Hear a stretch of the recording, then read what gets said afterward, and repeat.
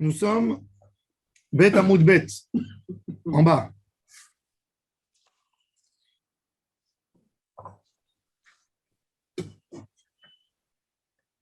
ואמר רבי ירמיה ואיתמר רבי חייא בר אבא, מן צפח צופים אמרום. צופים c'est les Nevi'é Adorot. ותסבר על הגמרא, dit quoi? C'est que, והכתיב אלה המצוות, שאין נביא רשאי לחדש דבר מעתה. אלה המצוות, toujours, il faut savoir que אלה possède את האחרים. Quand tu veux dire אלה, uniquement cela. אלה המצוות. אין נביא רשאי לחדש. Même une xéra, ce n'est pas évident. Une xéra, tu es obligé de dire le din, c'est que c'est moutard. Et nous, on fait une xéra avec un délai, d'après la halakha. Il faut donner un temps. Quand Rabbeinu Gershom, il a. Même les xérotes du Talmud, ce n'est pas des xérotes. Comme ce n'est pas des xérotes que tous les sages d'Israël ont été d'accord. Par exemple, Rabbeinu Gershom, quand il a interdit la bigamie, il a interdit que jusqu'à la fin du 5e millénaire. C'est-à-dire, ça s'est terminé déjà il y a 700 ans. Pourquoi il a fait ça? Parce qu'il a souffert de la bigamie, il a vu qu'il y avait des problèmes. Il a dit, dans notre génération, à nous, ça ne tient pas. Peut-être ça va tenir. Pourquoi vous ne l'avez pas dit avant? Quand tu as passé d'un problème dans le futur. On passe d'un problème à un autre.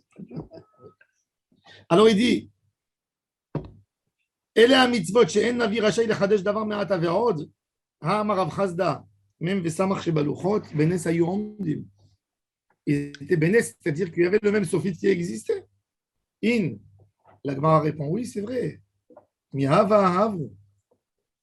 Ils existaient, on les connaissait.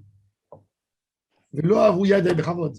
Velo avu yadeh, ils ne savaient pas quelle lettre rentrait au milieu du mot et lesquelles à la fin du mot. Ve'atut sofim, et les sofim sont venus. Ve'takinu, petuchin be'emtza teva. Au milieu du mot, un même ouvert, c'est-à-dire qui n'est pas fermé complètement, il peut s'attraper. Si tu le sculptes ou tu le graves, il reste. Il reste là-dedans. Et Stumim besof teva. Il m'a dit, ok, sauf. Il y a mitzvot she'en navi atid lechadesh davar ma'ata. Les autres lettres. En navi atid lechadesh davar ma'ata. Et là, Shechahum, et Chazru, Veizdu. Ils les ont oubliés. Et pourquoi ils les ont oubliés? 70 ans d'exil. Qu'est-ce qui se passe avec le Gemara? Je ne sais pas.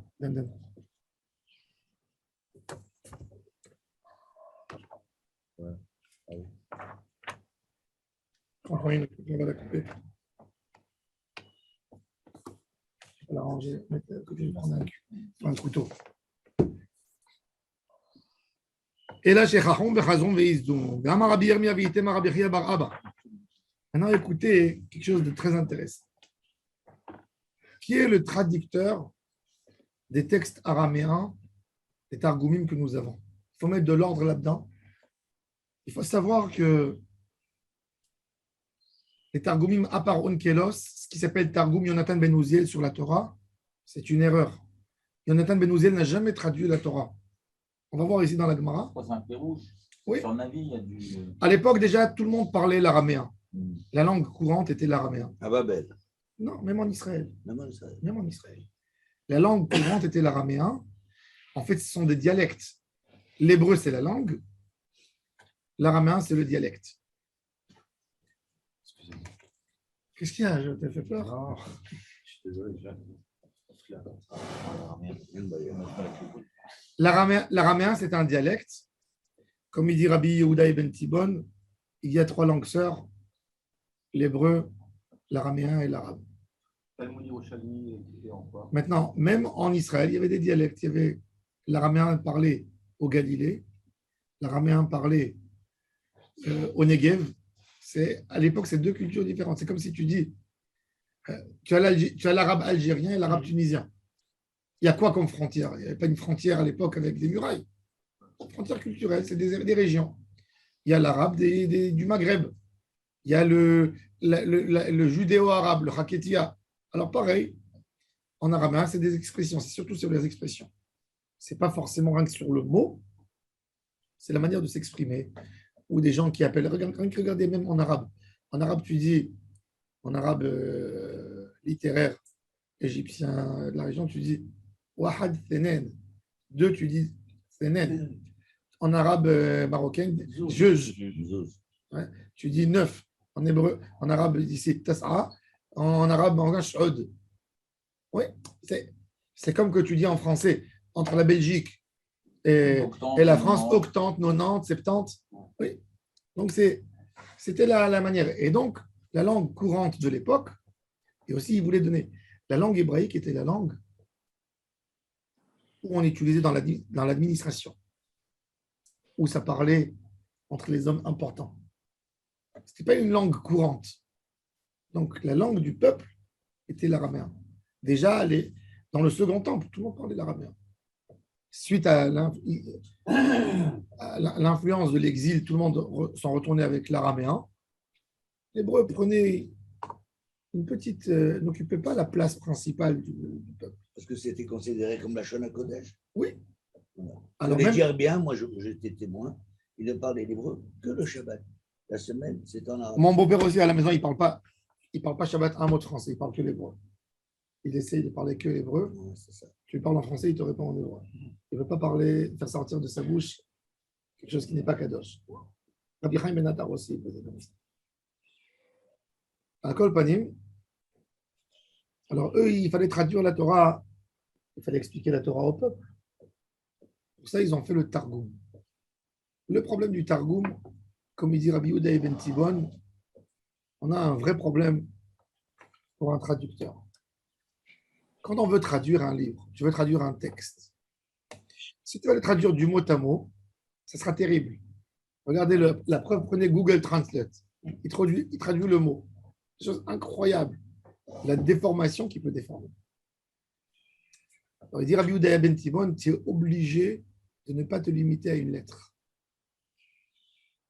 Pas la détruire de toute façon. Alors il dit, tu es censé regarder le texte, comprendre l'idée, et rien qu'ensuite retraduire. Donc c'est les pharaons, c'est pas juste.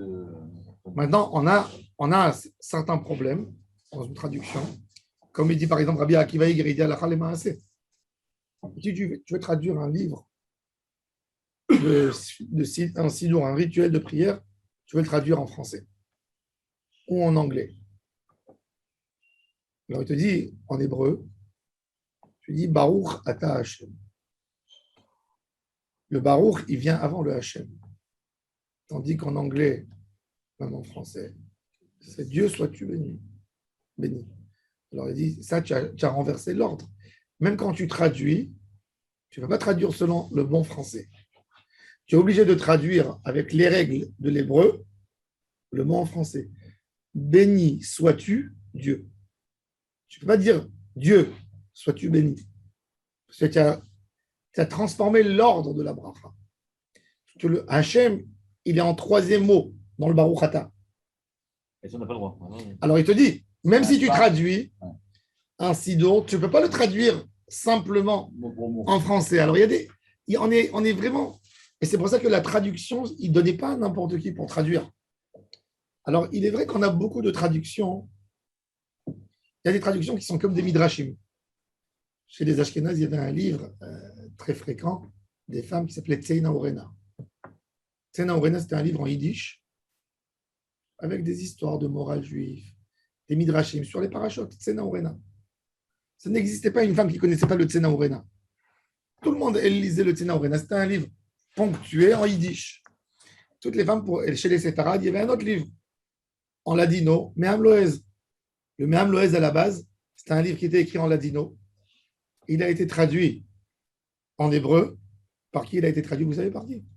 Le Sabbat Israël, ce Nanach, il avait un gendre, moi je l'ai connu, il s'appelait Shmuel Yerushalmi. Et il adorait la culture sfarade.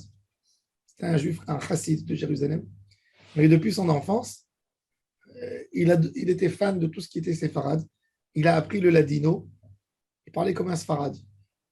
C'était un grand ami de Chacham. Tous les Erev Shabbat, avant de rentrer à la maison, avant de commencer Kiddush, il tournait autour de la table, les Mishnayot de Masechet Shabbat, il récitait les 24 chapitres par cœur. Après, il faisait son Kiddush. Et lui, il a traduit le Me'am Loez du ladino, à l'hébreu. Donc, ils avaient des livres. Alors, c'était des livres.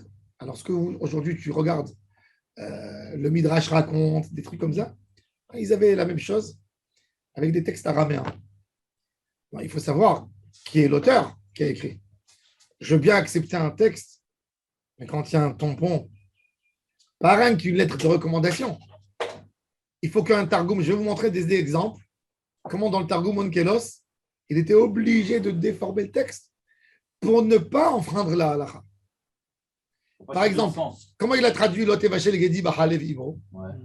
Une vraie traduction, n'écris pas. Le veau dans le l'agneau dans le lait de sa mère. Ouais.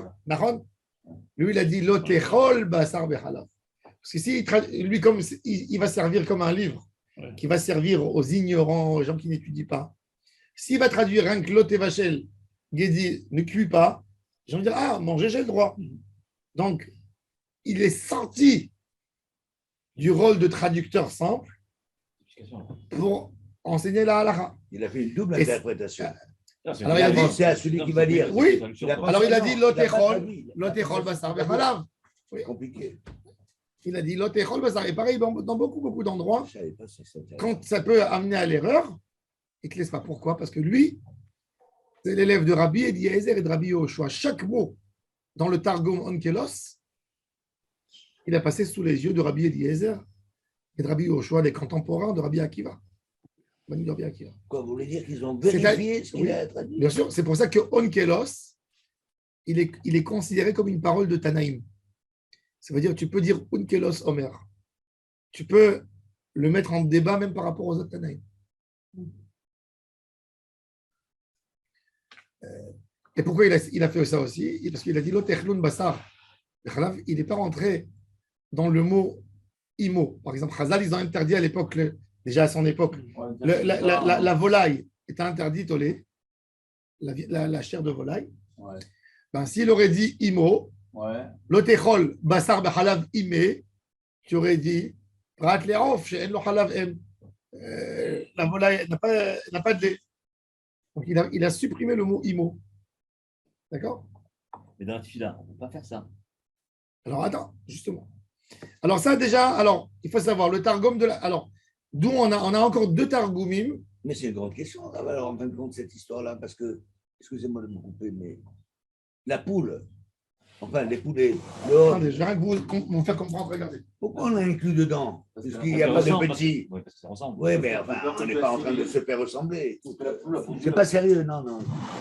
On nous interdit des choses que ça pas de Les prochaines vacances. Les etc., Éthiopiens, ils ça va mangent être à l'hôtel, viande et poulet. les- Phrase de shalom. Tu sais que les Je Éthiopiens, sais pas. Papa, il y a des mecs super intelligents qui ont pensé à ça bien avant. frère. Eh bien sûr. Alors On a pas regardez. besoin de poser de questions en vrai. Voilà, si vous regardez, hein, C'est vrai. Il faut il y a des poser grands- toujours des questions. Je suis pas d'accord. on a ici, D'accord. vous avez dans un micro de l'autre classique, ouais. vous avez dans un micro de l'autre classique, vous avez Onkelos qui est toujours à côté du texte. Dans la page en face, dans le micro de l'autre, on a deux Targum. On a Yonatan Ben Uziel, Ouais. Yerushalmi.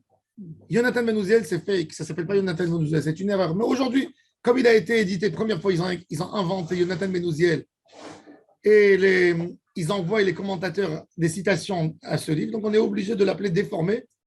Yonatan Ben Uziel. Yonatan Ben Uziel n'a jamais traduit. Donc, ce que tu veux dire, c'est que ce qu'on voit là, c'est juste des gens qui se sont référés à son Targum. Alors non, C'est alors pas lui qui l'a Onkelos, écrit. Onkelos, c'est la traduction littéraire. D'accord. Non, mais Yonatan Tandis Ben tandis Uziel, que ce qu'on appelle ici aujourd'hui, ouais, Yonatan Ben Uziel et Targum Yerushalmi sont des midrashim, des agadot, même Ouais. des midrashim, Ouais, des petites histoires racontées. ouais. Il y a beaucoup de détails de midrash Ouais.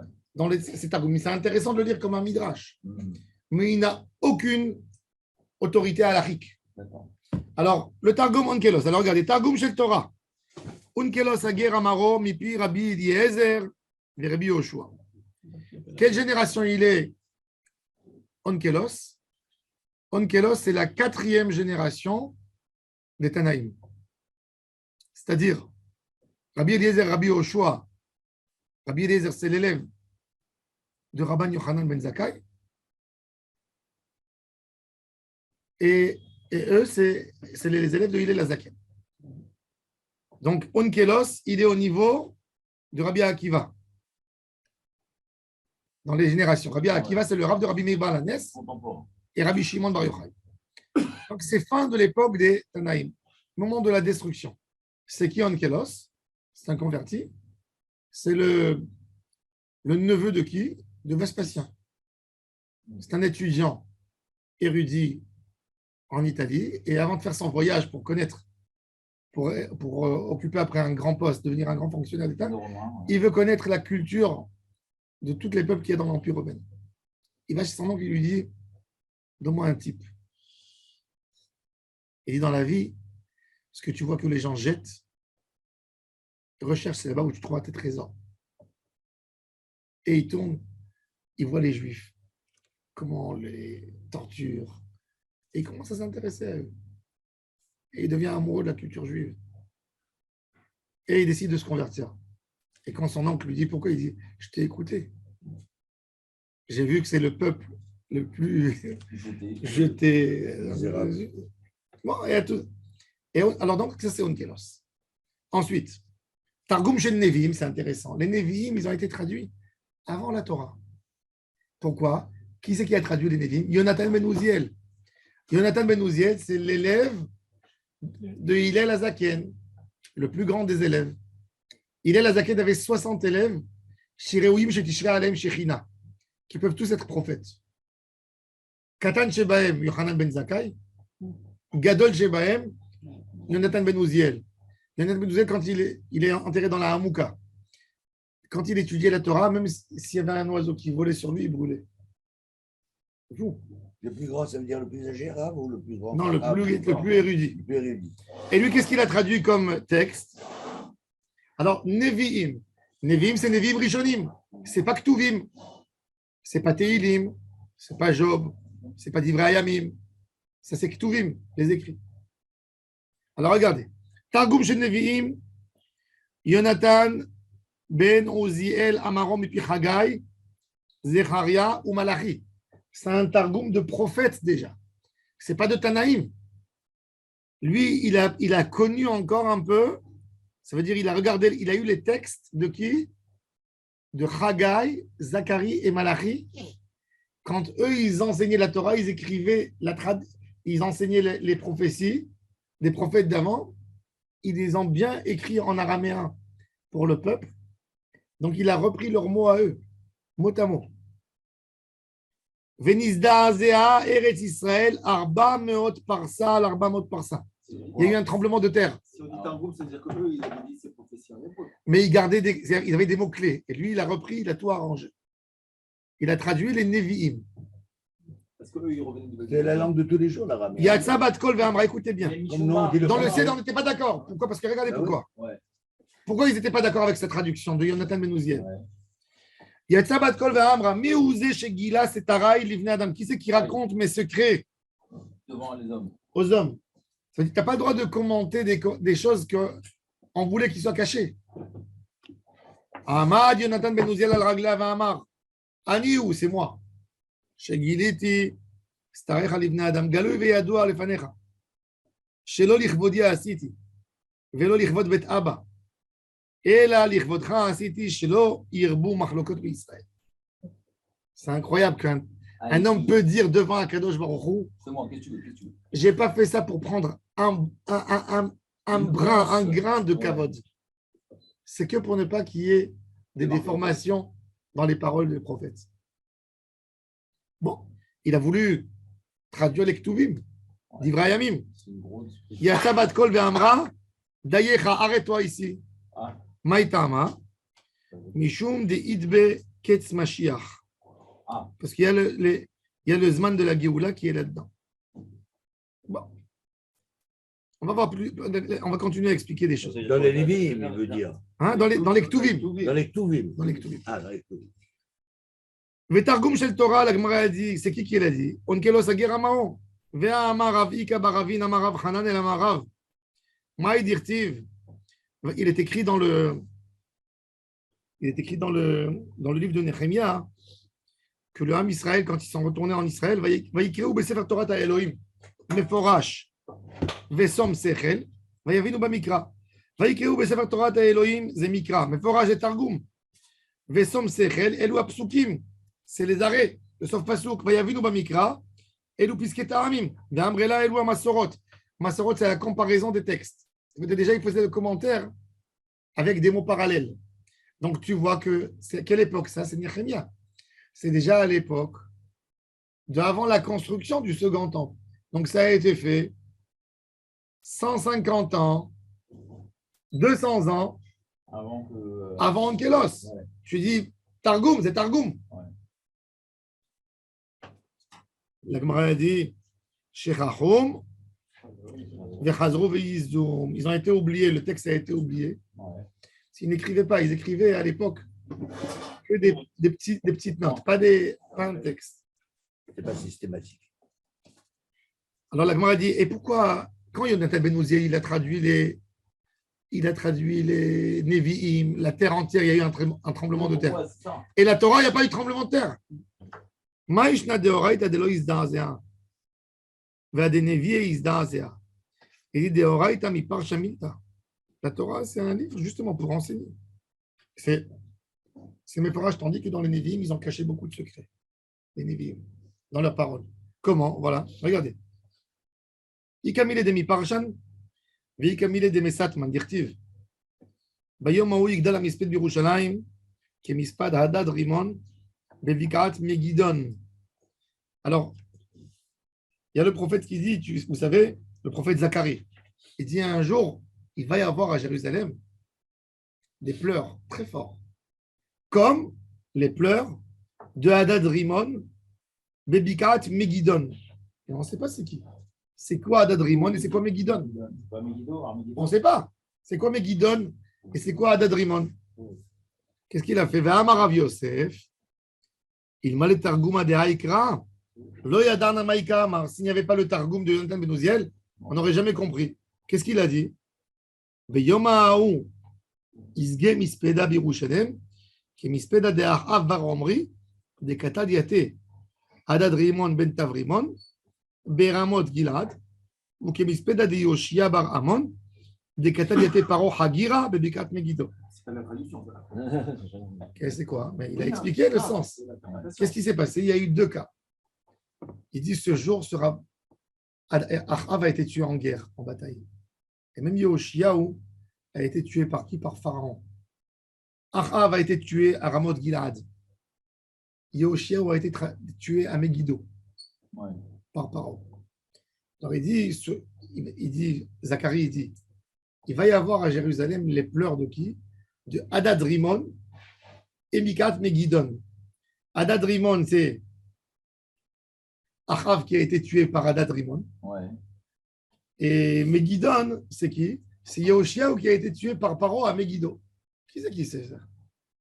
Ça, c'est un secret. Il ne fallait pas dire. Il ne fallait pas dire ce qui s'est passé. Il voulait le laisser justement dans. Pourquoi? Parce que Zacharie, il parle de quelque chose qui va se réaliser. C'est quelque chose qui n'est pas encore c'est une arrivé. prophétie. Et on ne veut pas donner aux gens jusqu'au moment même qu'ils vont dévoiler. Ils vont comprendre. Ah, Il faut c'est dévoiler ça ce qui est après. écrit dans le texte. On ne veut pas qu'ils dévoilent avant. Et pourquoi? Je comprends pas pourquoi. Parce qu'il y a un libre arbitre, il y a des choses. Il y a un compte. Mais on ne veut pas dire.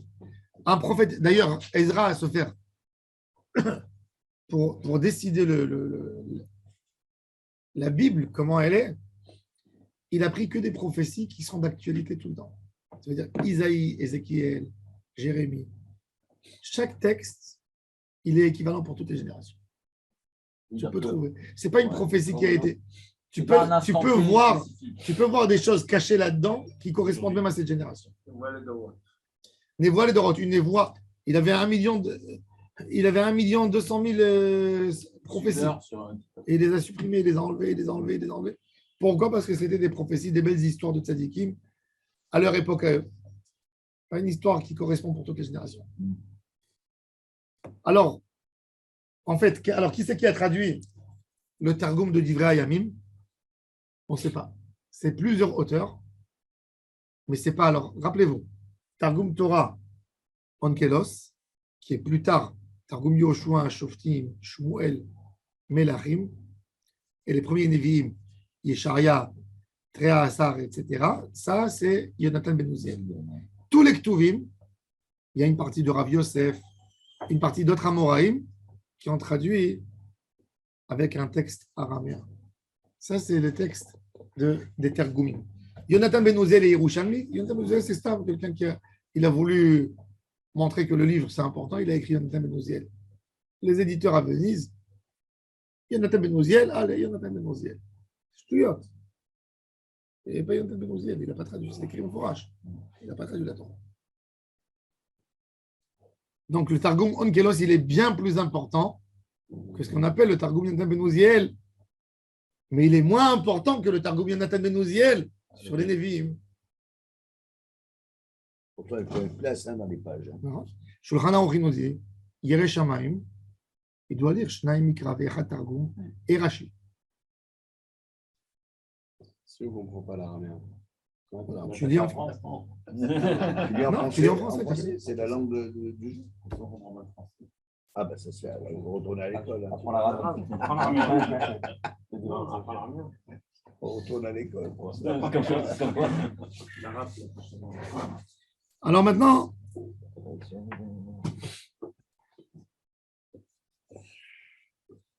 on va parler de Daniel. Est-ce que Daniel était Navi ou n'était pas Navi? Rashi dit, l'opinion de Rashi, c'est que Daniel n'est pas Navi. On va le voir plus tard dans Daf. Quand Rashi cite. Tu parles de Daniel, la cage au lion? Oui, la cage au lion, oui. Daniel, voilà, c'est dans Daf Yud Dalet. Rashi, dans Daf Yud Dalet, il va nous mentionner les 48 Nevi'im. Et il dit qu'il faut enlever Daniel, les Nevi'im. Alors, j'ai dit dans le shiur de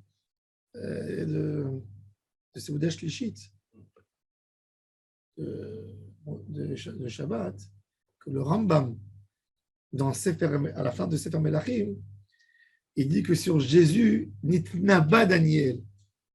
C'est-à-dire que le Rambam, il a considéré Daniel comme Navi. Intéressant. On va voir qu'est-ce que le Rambam il fait avec les Gmarot ici. Alors regardez. Veraiti ani Daniel levadi et tamaré. Dans les lignes larges, première ligne, pas les extrêmement, les lignes larges. Veraiti ani Daniel levadi et tamar'a. ואנשים אשר היו עימי לא ראו את המראה. אבל חרדה גדולה נפלה עליהם, ויברחו באחיו. Daniel, il raconte qu'il a vu quelque chose, il a vu une vision. Il a vu quelque chose. Et il dit, les gens qui étaient avec moi, il y a eu les faits, ils ont entendu les effets, donc ils se sont sauvés.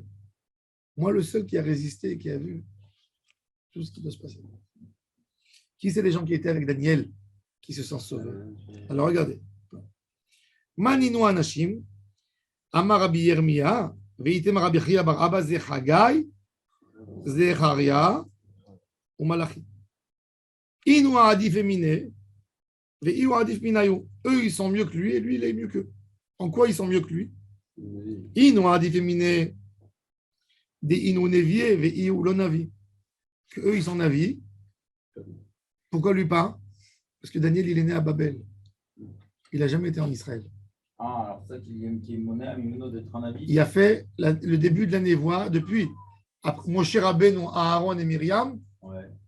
La névoie, elle peut avoir lieu qu'en Eretz Israël. Avant, non. Il a été mitnabé. Moshe Rabbeinu, il n'est jamais rentré en Israël. Il était navi. Aaron, pareil. Myriam, pareil. Et depuis après, et névoie que en Eretz Israël. Ézéchiel, qui est né lui aussi à Babel. Pourquoi il a pu être Navi? Parce qu'il est venu visiter en Israël. Et il a eu la prophétie, alors il est retourné, ça ne s'est pas arrêté. Alors, il faut passer par Israël ou être né en Israël? Non, passer par Israël. D'accord. Yona, il avait la névoie il est né en Israël quand il était à Ninzé. Oui, parce qu'il était mitnabé déjà avant.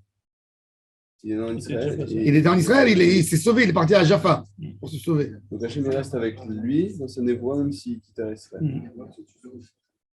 Alors la Gemara dit, mais c'est intéressant que le Rambam, il appelle quand même Daniel, il appelle Navi. Ouais, alors c'est quoi la Siba? C'est quoi la Siba? Je ne sais pas. Il y a une méthode, il y avait à l'époque le Rambam, il a tout un débat par rapport au Navi. Le Rambam, il avait prévu un livre Comme ça, il écrit dans ses lettres Ani Mechaber Sefer HaNevoa. Il a écrit un livre qui nous a disparu. On ne sait pas si ce n'est pas lui qui l'a fait disparaître. Il avait peur qu'il tombe dans des mauvaises mains. Trop chaud comme lui. Comment on devient prophète? Oh. Il a écrit tout. Il a écrit tout. Non, non, le Rambam, il a écrit Sefer HaNevoa. Et il a disparu, ce livre. On ne sait pas si le Rambam l'a écrit complètement. Mais lui, il écrit, il dit, je suis en train d'écrire le Sefer HaNevoa. Il y avait un rabbin en Espagne qui s'appelait, c'était un des rabbins les plus contestés de toute l'histoire juive. Il s'appelait Abraham Aboulafia. Ce Abraham Aboulafia, un des aïeuls de notre famille, c'était son porte-parole. Il s'appelait Nathan Ben Saadia Harar. Et le Rashba, Rabbi Shlomo Ben Aderet, les a mis en kherem, les a excommuniés. Pourquoi? Parce qu'eux, ils allaient dans les communautés juives, ils faisaient des séances de névoie. Ils apprenaient aux gens des règles. Comment devenir un navi? Ils avaient des règles très rigoureuses, comme des moines. Ils faisaient des choses. Ils faisaient une sorte, pas de yoga, je ne sais pas exactement qu'est-ce qu'ils faisaient. Ils ont écrit, alors le livre de Nathan Harar, qui met en pratique les règles de la névoie, il est dans la Bibliothèque nationale. Et Abraham Aboulafia, ces livres ont été condamnés au feu. Aujourd'hui, dans les... Abou Afia. Aboulafia. Non, il a changé de nom. Abou Afia. Ah, l'Afia, dans le feu. Le père du feu, oui. Aboulafia. Je rigole. Oui, c'est vrai. Aboulafia, c'est même des Arabes. C'était normalement des gens qui tenaient des fours du quartier. Non, Aboula, oui. La famille Boulanger. Ils disent que c'est des Juifs qui sont convaincus à l'islam, ceux-là. Ah, ceux qui sont à Yafo. À Yafo, oui. Les Aboulafia. Mais ils disent que normalement, Aboulafia, c'était toujours des propriétaires de fours, à l'époque de Farran, le four du quartier. Il y avait le propriétaire du four, le propriétaire du hammam. Les gens, quand ils avaient des casseroles, vous pouvez voir, il y a un Marrakech, quand vous, dans les rues là-bas, vous descendez, vous arrivez en plein dans les petites ruelles, vous descendez dans une cour, c'est en profondeur 2 étages, il y a plein de charbon et du bois qu'ils mettent là-bas, et il y a plein d'endroits pour mettre des casseroles, c'est hyper chaud, et la personne, il descend avec des chaussures en bois, il vous met votre casserole là-bas, votre tagine bien attachée, il la ferme avec une peau en cuir, et après 3 heures, vous venez, vous lui donnez le numéro de la casserole, il descend et vous la ramène. Ça, c'est le four du quartier. C'était ça le four. Les propriétaires du four, c'était Aboulafia. Abou, le père du feu, la Rafia. C'est comme les Arabes, ils ont appelé la ville el-Fahem, la maman du charbon. La maman de la ville. Il fait le charbon pour le train des Turcs. Il y a le charbon à el-Fahem. Ils ont ceux qui ont détruit toute la Galilée. Ils ont pris tous les oliviers, ils ont fait du charbon avec. Charbon de bois. Charbon, pour vendre aux Turcs. Ah bon? C'était un village, c'était les plus dangereux. Ils allaient casser tous les arbres fruitiers. Depuis l'époque, déjà avant les Juifs et tout, c'était. Non, et eux, ils disent que cette terre leur appartient. Ils ont détruit cette terre. Et, en tous les cas, bon. Alors, Avraham Aboulafia, ça a été contesté. Qui c'est qu'il a. Alors, le Chida, quand il ramène Avraham Aboulafia, il dit. Je ne peux pas vous dire, mais il y a un des plus grands rabbins célèbres qui copie des textes entiers de Aboulafia sans mentionner son nom. Même après le Kherem du Rashba. C'est qui? Aujourd'hui, on sait. C'est Rabbi Chaim Vital, l'élève du Harizal, des pages entières de Aboulafia. Ce qui ne convenait pas à son époque a convenu aux générations d'après. Alors, avant Aboulafia, lui, il pratiquait la chita du Rambam, qu'on peut être prophète même en Chutz La'aretz, qu'il n'y a pas de règle, on ne décide pas pour Hachem comment on arrive à la prophétie. Quel est l'intérêt d'avoir un avis? Parce que s'il faisait ça à Aboulafia, c'était pas. Voilà, par exemple, Rabbi Yehuda Chassid qui vivait en France, comment il s'appelait son papa, qui était rabbin à Paris? Rabbi Shmuel Hanavi. Il s'appelle Yehuda ben Shmuel, Rabbi Yehuda Chassid, Yehuda ben Shmuel Hanavi. Son père, il était Navi. Il voyait tout. Le Ramban, d'ailleurs, il a été attiré par la Kabbalah en étudiant chez un rabbin français, Ashkenaz, qui s'appelait Rabbi Azriel Saguinéor, aveugle. Il voyait du bout du monde jusqu'à l'autre bout. Il voyait tout. Il disait des choses incroyables. Et comment le Ramban, au début, il posait beaucoup de questions parce qu'il avait la philosophie. Il n'arrivait pas à comprendre. Il est venu d'Espagne, c'était un espagnol, un érudit espagnol. Il vient en France et il voit des sages qui sont que dans la mystique. Il n'y croyait en rien du tout. Et Rabbi Azriel, il marchait avec lui. Il s'est fait attraper par des goïms, il est condamné à mort. Le Ramban, il pleurait, il disait tout à Kabbalah et tout ça. Et il dit prépare-moi Seudah Shlichit, je viendrai manger avec vous. Et c'est bon, il a fait des choses. Seudah Shlichit, le Ramban est en train de pleurer, il s'est tapé à la porte et Rabbi Azriel est rentré. Et il a vu comment il a été prisonnier, il a tout vu. Comment on l'a condamné au feu, comment on l'a mis, on l'a attaché avec les menottes. Et là, le Ramban, il s'est mis à fond dans la Kabbalah. Et le Ramban, c'est le transmetteur de la Kabbalah française aux Juifs d'Espagne. Le Ramban, c'est celui que dans son commentaire de la Torah, il a abandonné à 100% la philosophie et il se bat contre le Rambam parce qu'il commence à expliquer les secrets de la Kabbalah. C'est lui, premier kabbaliste franco-espagnol. Normalement, ce n'était pas le cas, lui. Pas du tout. Alors Rabbi Avraham Aboulafia, c'est intéressant. C'est la génération d'après. Il amène un pas en plus selon la Kabbalah. Il dit, on va arriver, je veux atteindre la Gdusha, le roi HaKodesh, la Névoie. Ouais, pour lui, la névoie, c'est un moyen. Et c'est un moyen, exactement. Donc, il fait des jours, il se met sur une position, il pense que Hachem, il dit des noms divins, il n'arrête pas de dire des noms pour avoir une sorte de névoie qui vient. Et il y avait des choses. Le Rajba a vu qu'il y avait des femmes qui pratiquaient ça. Elle disait, Hachem m'a dit ça, des choses. Et il avait peur que ça allait partir dans tous les sens. Donc, il a interdit. Il a appelé Rabbi Avraham. Il a dit, tu arrêtes. Il a dit, non, pourquoi je vais arrêter? Tu n'arrêtes pas. Kherem. Aujourd'hui. Mais ça n'a pas dû l'arrêter de grand-chose aussi. Il n'a pas la... Mais il n'avait plus les gens. Il lui était interdit d'aller présenter sa théorie dans les communautés. Alors, il avait un groupe d'élèves. Qui sont ces élèves? C'est intéressant. Ouais. Un de ses élèves, c'est Rabbi Yosef Jikatilia, Sha'arei Ora, un des livres les plus importants en Kabbalah. Sha'arei Ora. Sha'arei Ora, c'est un livre qui est composé sur le nom divin, sur les 10 manières de faire le Shema, Psag, etc. C'est un livre extraordinaire. C'est le Ari Akadosh l'a recommandé pour commencer à comprendre la Kabbalah. Rabbi Yosef Jikatilia. Et c'était ça toute la notion de l'époque. Comment atteindre la prophétie? Alors, le Rambam, il a un autre débat sur la prophétie. C'est pour ça que le Rambam, il n'est pas forcément d'accord avec cette Gemara qui dit « Ioulo Navi ». Peut-être il peut dire il n'était pas Navi en ce moment, mais il était Navi après. On ne sait pas comment il a expliqué ça. Donc, d'après le Rambam, ce que Rashi a compté et a supprimé Daniel des comptes des Nevi'im, c'est faux. Parce que Rashi il dit « Moi, j'enlève Daniel et je fais rentrer un prophète qui s'appelait Shemaria ». Et le Rambam n'est pas d'accord. Pour le Rambam, Daniel est un prophète. Ça veut dire que le Rambam ne fait pas qu'à Eretz Israël, Chutz La'aretz. Pour lui, ce n'est pas une règle. C'est une règle générale, mais il y a toujours. Comment c'est possible que le Rambam vienne contester Rashi Rambam, c'est un contemporain de Rashi, pourquoi? Il est venu quand même 500 ans, 600 ans. Pourquoi? Rambam, il a vécu l'époque de Rashi. Un siècle maximum. Mais non, Rambam, il était à l'époque de Rashi. Non, il était vivant encore, il était vivant. Rambam, il était à l'époque de Rashi. Et Rambam, et ça, ce n'est pas une question. Même s'il était 100 ans avant lui, le Rambam n'a jamais eu peur. Le Rambam, il dit, les gens, ils te disent, il te dit le Rambam, il dit dans l'Agdama de son livre, il te dit, il y a des gens, que quand je dis Nalacha, il dit, comment tu dis ça? Mais il y a tel Rav qui a dit autrement. Il dit, pour moi, ça, c'est la question des idiots. Il dit, parce que, est-ce que le Rav, il a un monopole sur la vérité? Et je le conteste même lui.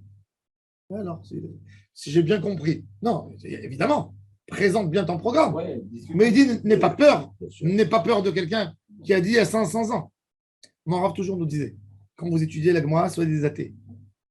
Ne croyez pas à personne. Rachid, il a dit, qui c'est qui a dit que tu dis vrai? C'est comme ça que tu arrives à un vrai débat. Après, on brasse la main, le chiot. Mais au moment même, le débat, c'est un débat. Dans le débat, il n'y a pas. On veut voir qu'est-ce que la Torah elle a dit. Bon, en tous les cas, il y a un débat entre Rambam Juste une question avant de passer à la suite. Oui. La synagogue à Boulafia qui est à Sfat. Non, c'est pas ça, à Tibériade. Tibériade, à Tibériade en bas. Ah oui, oui, à Tibériade. Ça, c'est Rabbi C'est Chaim. quelqu'un qui l'a construit pour lui. Ça, c'est Rabbi Chaim Aboulafia. Rabbi Chaim, c'est pas. Ah, ça n'a rien à C'est un voir. des Aboulafia qui vivait à Smyrne. Un descendant?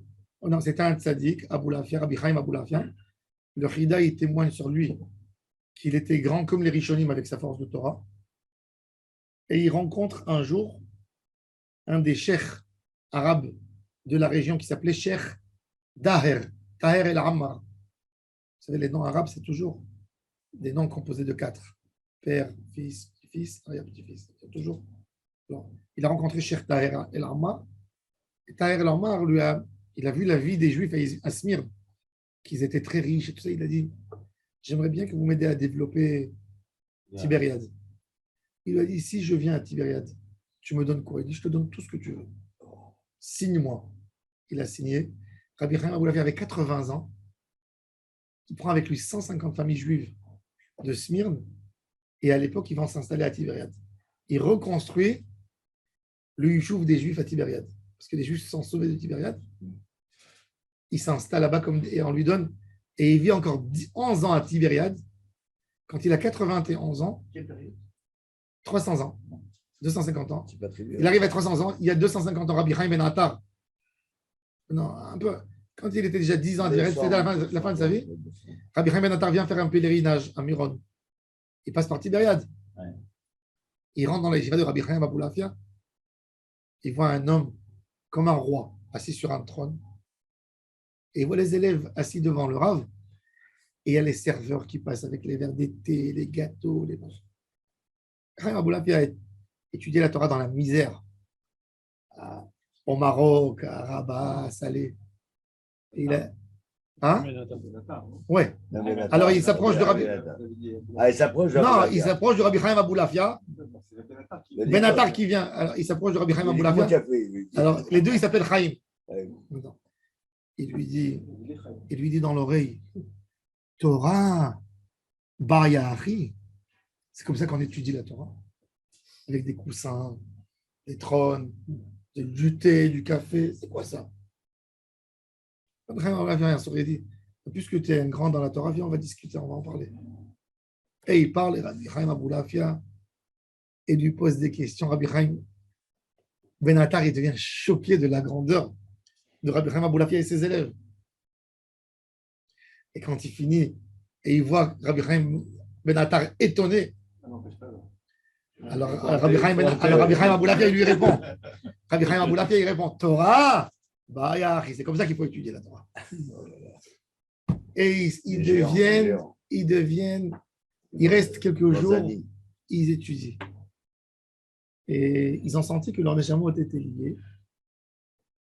Et Rabbi Chaim Aboulafia, il dit à Rabbi Chaim Ben Attar, ne va pas à Miron vendredi, reste là, j'ai besoin de toi. Rabbi Chaim Ben Attar, il ne peut pas, il est pressé, il a des programmes. Il se prépare pour aller à Tibériade, pour aller à Miron. Vendredi, on vient lui dire, Rabbi Chaim Aboulafia te cherche urgent, il faut que tu viennes. Il dit d'accord, je fais mon mikvé pour Shabbat et quand il rentre chez Rabbi Chaim Aboulafia, sa neshama est parti. Quand Rabbi le voit, il dit, je voulais faire avec toi un yichud. Toi, tu es Chaim, moi, je suis Chaim. Moi, je suis Mashiach ben David, toi, tu es Mashiach ben Yosef. On aurait amené le Mashiach. Il aurait passé. Voilà, bon, donc, ça, c'est la Aboulafia. Intéressant. Oh, Adonai, l'olam, amen, amen. Rabbi Hanan ben Akish.